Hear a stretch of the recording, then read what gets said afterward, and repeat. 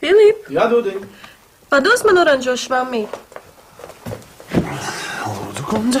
Paldies. Filip? Jā? Viens džeks no darba man uzaicināja pusdienās. Kāpēc ne? Tu taču vienmēr pusdienu nav kafejnīca. Un es neiešu. Kāpēc nepatīkams tips? Nē, gluži otrādi, pat ļoti patīkams. Tad kāda runa? Pavadīs laiku labā restorānā ar patīkamu cilvēku. Man liekas, ka viņam ir zināma nolūka. Nu, bet, protams, es pat ceru, ka tā ir. Tu taču esi skaista sieviete. Paldies, mīļi. Es pilnīgi viegli varu iztēloties sev viņa vietā. Viņš grib ar tevi kārtīgāk iepazīties, un tas ir normāli. Protams, jūs abi esat pieauguši cilvēki, un tas nenozīmē, ka jums uzreiz ir pienākums doties gultas virzienā. To, kādas turpmāk tev ar viņu izveidosies attiecības, izlems tikai tu pati. Kungs, Filip, cik tu sakarīgi un loģiski spriedi? Nu, tikpat loģiski kā vienmēr, bet tas nu tā. Mēs dzīvojam 2006. gadā, civilizētā pasaulē. Jā. Filip, un kā ir ar tevi pašu? Darbā kāda nav uz tevi uzlikusi aci? Ir, jā. Kā viņu sauc tā viena? Nu, kura? Zita, Gita. Rita. Rita, jā. Jā, viņa man regulāri aicina. Jā, un uz kurieni? Uz Kanārijas salām. 2 nedēļām.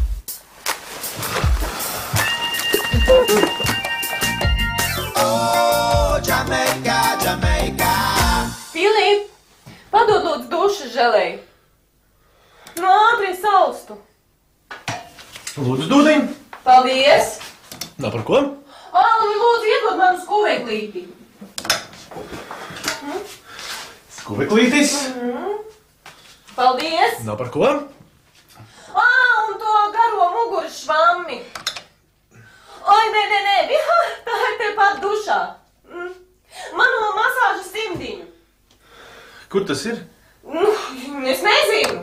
Vai te tev pašam acu nav? Lūdzu, Dūdiņ. Paldies. Nav par ko? Oi, atlaidieties, taču gribēju mazgāt arī matus.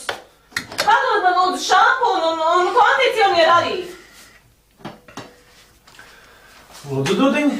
Paldies. Nav par ko?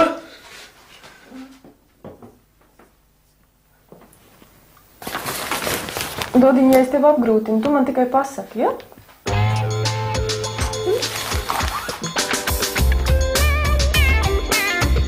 Filip? Jā, Dūdiņ. Kāpēc tu man neprasi, kā man gāja darbā? Kad tu gāji darbā? Šausmīgi smieklīgi. Iedomājies, 2 meitenes no mūsu biroja ir aizbraukušas slēpot tieši uz to pašu vietu, kur mēs bijām pagājušajā ziemā.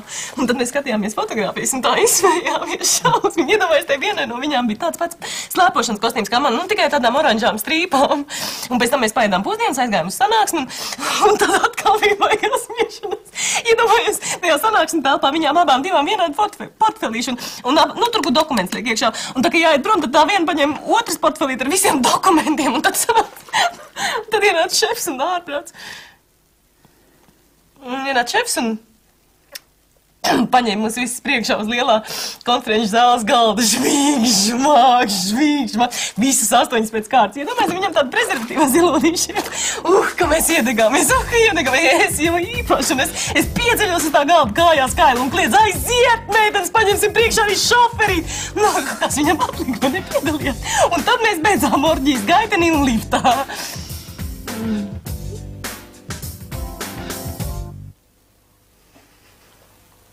Tad jau laikam es baigi nogurusi šodien.